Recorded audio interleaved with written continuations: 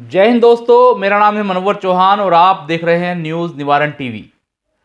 इस वक्त लोकसभा चुनाव का जो दौर है वो शुरू हो चुका है, सरगर्मियां बढ़ चुकी हैं। समाजवादी पार्टी ने कई सीटों पर अपने उम्मीदवार घोषित कर दिए हैं और भारतीय जनता पार्टी भी जल्द ही घोषित कर देगी। हालांकि पश्चिम उत्तर प्रदेश के काफ़ी इलाकों में, काफ़ी लोकसभा सीटों पर भारतीय जनता पार्टी ने कुछ टिकट्स को होल्ड कर दिया है। बताया जा रहा है कि 73 प्लस जो कैंडिडेट हैं उनके टिकट होल्ड है और उनके टिकट कट सकते हैं। इस तरह की अब तक खबरें आ रही हैं, लेकिन इस बीच समाजवादी पार्टी के जो बड़े लीडर हैं उन्होंने भारतीय जनता पार्टी को घेरने के लिए बयानबाजी शुरू कर दी है। बात करेंगे इटावा पहुंचे शिवपाल सिंह यादव की। शिवपाल सिंह यादव यहां एक निजी प्रोग्राम में पहुंचे, कार्यक्रम में पहुंचे और उन्होंने बड़ा बयान देते हुए कहा कि इस लोकसभा चुनाव में बहुत मेहनत करने की आवश्यकता है, बहुत मेहनत करने की जरूरत है और इस चुनाव में भारतीय जनता पार्टी को हटाने का उन्होंने आह्वान किया। उन्होंने कहा कि भारतीय जनता पार्टी को इस बार हटाना पड़ेगा, नहीं तो संविधान नहीं बचेगा। उन्होंने इस तरह का आरोप लगाया। उन्होंने कहा कि संविधान जो है उसको बदल दिया जाएगा और उसकी जो ताकतें हैं, कह सकते हैं, उनको छीन लिया जाएगा, उनके अधिकार छीन ले जाएंगे। इस तरह की बात उन्होंने कही है। यहां पर उन्होंने ये भी कहा कि जो बेईमान है, यह उन्होंने साफ तौर पर तो नहीं कहा कि आखिर ये कह किसको रहे हैं, लेकिन समझने वाले समझते हैं कि सत्ताधारी पार्टी को ही इस तरह के जो एलिगेशन उन पर लगाए जाते हैं। उन्होंने कहा है कि जहां कम वोट लोग जीतते हैं, कम वोटों से लोग जीतते हैं, वहां पर बेईमानी कर ली जाती है। उन्होंने ये भी कहा कि 95% लोगों को वोट करना होगा, तभी जाकर जो इस तरह की जो चीज़ें सामने आती हैं, जो एक दूसरे प्रत्याशी को, जीते हुए प्रत्याशी को हरा दिया जाता है। उन्होंने ये भी कहा कि अगर 95% वोटें डलेंगी तो ऐसा नहीं हो पाएगा। उन्होंने 90 से 95% से अधिक वोट डालने का आह्वान किया है और यहाँ पर बेईमानी नहीं हो सकेगी, इस तरह की बात कही। साथ ही उन्होंने मीडिया पर भी कटाक्ष किया है। उन्होंने कहा है कि चैनल खोलो तो उसमें वही भाजपा के लोग दिखाई देते हैं, उनके नाम चलते रहते हैं। कार्यकर्ताओं को नसीहत देते हुए उन्होंने कहा कि अच्छी भाषा बोलो तो वोट जरूर मिलेंगे। कुछ लोग ऐसे भी हैं जिनका काम करो तब भी वोट नहीं देते हैं, समझदारी से इस बार काम करना होगा।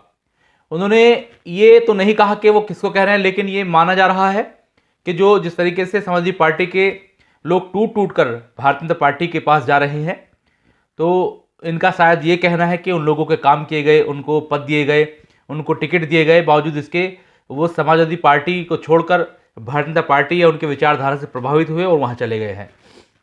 हालांकि लगातार जो बयानबाजी है वो जारी है। एक तरफ राष्ट्रीय लोकदल ने भाजपा का दामन थामा और गठबंधन हो गया है। बताया जा रहा है कि 2 सीटें राष्ट्रीय लोकदल के खाते में आने वाली हैं और पहले 7 से 8 सीटें समाजवादी पार्टी ने उनको ऑफर की थी। हालांकि वो अंदर की बात है कि आखिर उन सीटों पर क्या कुछ चल रहा था।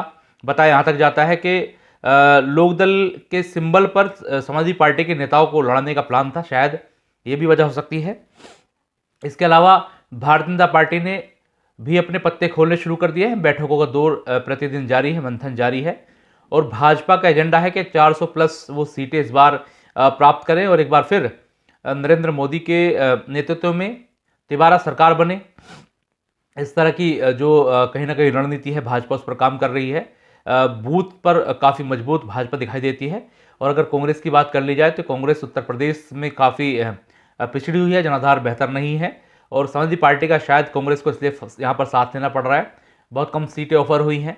उधर AIMIM की अगर बात कर लें तो AIMIM ने भी सीधे तौर पर समाजवादी पार्टी से कह दिया है कि 5 सीटें उन्हें दे दें और उनसे गठबंधन कर लें। अगर ऐसा नहीं होता है तो 25 उन सीटों पर भी चुनाव लड़ेंगे।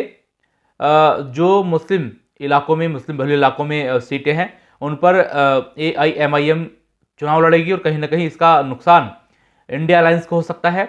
और साफ तौर पर ये कह सकते हैं कि इंडिया अलायंस में जाने के लिए सिद्दीन ओवैसी ने ये कहीं ना कहीं यह तो कह सकते हैं कि आग्रह किया है, या अल्टीमेटम दिया है। ये तो अब वो जाने के आखिर किस तरीके से उस बयान को लेंगे, लेकिन अभी तक कोई ऐसा सुगबुगाहट नज़र नहीं आ रही है कि ओवैसी साहब को 5 सीटें मिल रही हों। उधर लगातार अखिलेश यादव की पत्नी डिम्पल यादव भी लगातार कोशिश कर रही हैं। उन्होंने भी इस तरह के बयान दिए हैं। हमने वो खबर आपको दिखाई है। आप चाहे तो हमारे चैनल पर जा सकते हैं, न्यूज़ निवारण टीवी के वेबसाइट पर जा सकते हैं, यूट्यूब, इंस्टाग्राम, फेसबुक, ट्विटर कहीं भी जाकर देख सकते हैं। उन्होंने साफ साफ उन्होंने भी यही बात कही कि संविधान नहीं बचेगा, संविधान को बचाने का कहीं ना कहीं उन्होंने कहा कि संविधान को बचाने की लड़ाई है। तो इस तरह के जो कहीं ना कहीं बयान है वो दिए जा रहे हैं और अपील की जा रही है लोगों से कि मतदान कम से कम 100% करें। 90 से 95% से भी अधिक मतदान करने का आह्वान किया जा रहा है। उन्होंने शिवपाल सिंह यादव ने कहा है कि जल्द ही आचार संहिता लग जाएगी और अब काउंटडाउन लगभग शुरू हो चुका है। तो ऐसे में देखना होगा कि किसका पलड़ा भारी है, इंडिया अलायंस या फिर एनडीए। तमाम बड़ी और बड़ी से छोटी जो तमाम जो खबरें हैं, ख़ासतौर से लोकसभा सीट से जुड़ी हुई, लोकसभा चुनाव से जुड़ी हुई, हम कोशिश करेंगे अपने दर्शकों तक तमाम जानकारी पहुंचाते रहें। हमारी कोशिश है दर्शक हमारे साथ अगर जुड़े तो उनकी जानकारी हो कि किस पार्टी में क्या चल रहा है, कौन किस कैंडिडेट को कहाँ से लड़ाना चाहता है, कौन किसका कहाँ से टिकट काट रहा है या फिर किसका टिकट हो गया है, किस तरह की तैयारी चल रही है। मुजफ्फरनगर में भी समाजवादी पार्टी ने अपना कैंडिडेट उतार दिया है।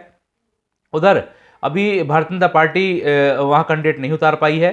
संजीव बालियान जो कि मंत्री हैं वो यहाँ से सांसद हैं और अब देखना है कि उनका टिकट होगा या कटेगा या कोई और भारतीय जनता पार्टी की तरफ से यहाँ चुनाव लड़ेगा या फिर ये सीट राष्ट्रीय लोकदल पर जाएगी या बिजनौर या बागपत, इन तीनों सीटों में से कौन सी जानी है। बताया जा रहा है कि बागपत और बिजनौर राष्ट्रीय लोकदल को भारतीय जनता पार्टी ने ऑफर कर दी है।